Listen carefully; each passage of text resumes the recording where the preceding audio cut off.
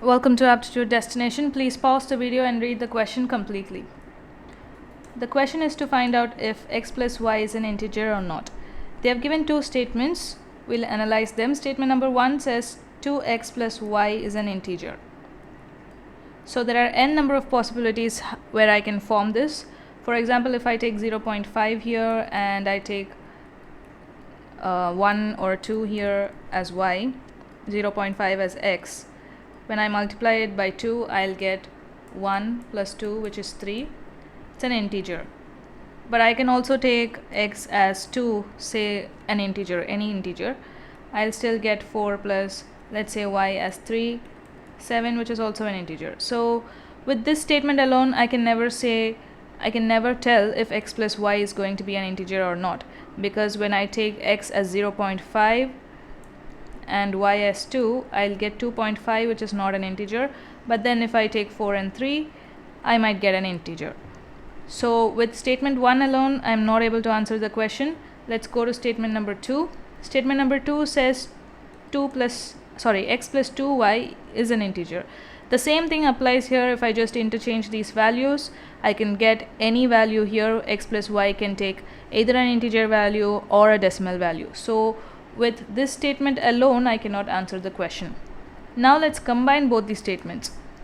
This is kind of a tricky sum, because you might think when I combine the statements, there is only one possibility where if I take a point value here, when it doubles it should be an integer, and when I take a point value here, when it doubles it should be an integer.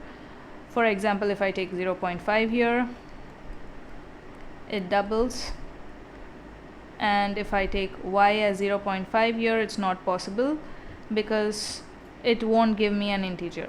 So the only possibility you might think is that x and y should take integer values, and only then both of these statements can be true.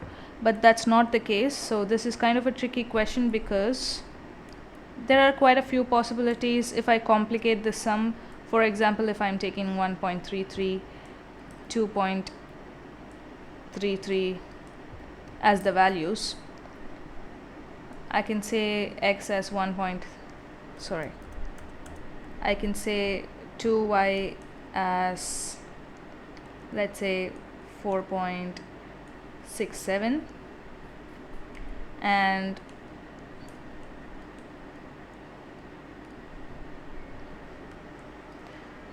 x's value as 1.33. So now x plus 2y will give me an integer value. But then when I add these up, x plus y, it won't give me an integer value. So this can also be the case. You can interchange the values in order to satisfy this question. So why I've taken 4.67 instead of 4.66 is because when the next decimal, when there is a repetition of decimal, you know that you can change it into 67, or maybe 2.33333 can be represented as 2.34. So all these complications are there in decimal systems. So never come to a conclusion that there cannot exist a value as such which can satisfy both these and therefore not satisfy this value.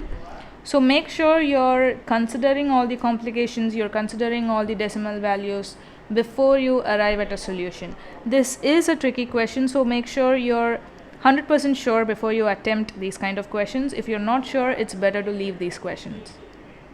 Therefore, option D is the right answer, because both statements together does not give us a clear picture of what are the values of x and y.